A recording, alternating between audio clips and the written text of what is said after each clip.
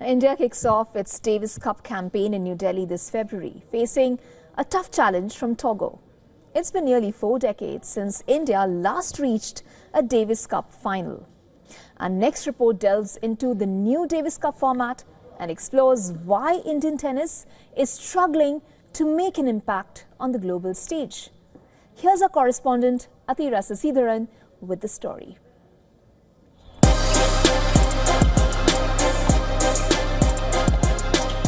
India kicks off its Davis Cup campaign in New Delhi on Saturday.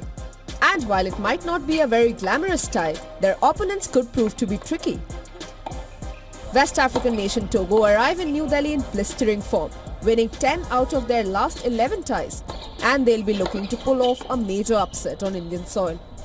India are favourites, but this isn't their strongest lineup.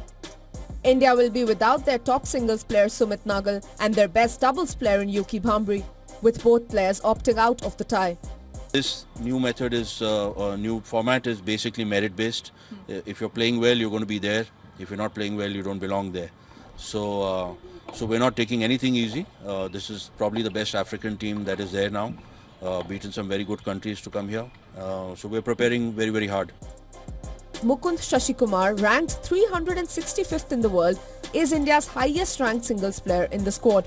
Alongside him, Ramkumar Ramanathan, Karan Singh and Ritwik Bolapalli. The change in the Davis Cup format means the stakes are higher for every tie. The 13 nations that win their playoff tie will advance to main World Group 1 tie in September 2025. Victory there will enable the team to reach the Davis Cup qualifiers, which is the final leg in the path to the finals. India has a proud Davis Cup legacy, with 3 finals to its name. But the last time India reached the title clash was 1987.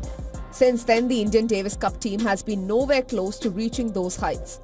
Several Indian players like Leander Paes, Mahesh Bhupati and Sania Mirza have won multiple Grand Slam titles in doubles. But no Indian has had a lasting impact on the global stage in singles. And the players themselves want major changes in the Indian tennis system. It is very difficult for a player to get a court. They put so many, conditions on you. For example, Chennai, you are not allowed to feed balls. You are not allowed to serve. You can hit with a player. Then you have to prove to the security guard that you are top 25 in the country. Only then you are given a court and then you're waived off the charge, and that's like 600 rupees an hour for a court which is empty. So due to those processes itself, players prefer to not even come to the government-made facilities. So I think that process should become more simpler. I mean, there are a lot of academies. It's growing a lot, but still, end of the day, it comes to the player, to put in the work. And I feel we are a little behind than the Europeans and the Americans, to be honest. It's not as if the authorities aren't aware of these challenges. And team captain Rohit Rajpal says that the first step towards an overhaul is being taken. We need a very, very modern center of excellence, which is inclusive of sports science, something like what a Gopi is doing for badminton. And you then tend to groom players from very young age, and you have a pipeline system where players are being manufactured out of that factory on a consistent basis.